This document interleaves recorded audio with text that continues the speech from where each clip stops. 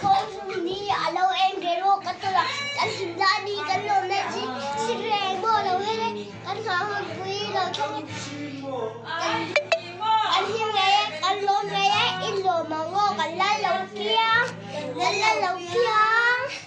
hello hello Merry Christmas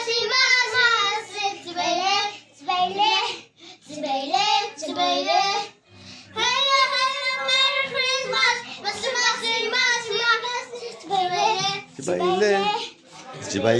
Chibaile tlang tin mual tin chin lai leng chak thang chim ma ruwa du le indam chamo dam zeru kom tezara him taken lo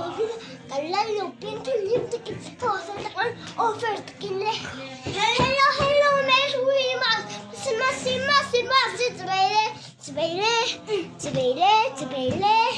lang tin ro tim chilage sakam tin la ro tu le indam chamo dam zeru kom tezara him taken lo milo kalal lo hello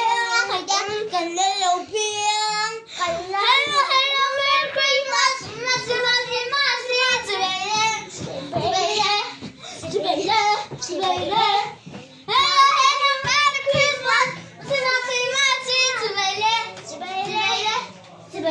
Sibele lang tin ro tim chilage ro tim le indam chamo dam zeru kom tezara him taken lo milo kalal lo pin tin him taken offer taken le hello Merry Christmas Sibele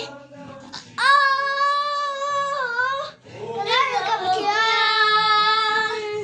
mga inche kita ka diye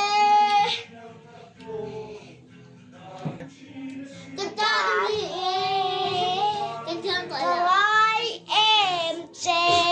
áo hàn thiếp ô cả nâu tệ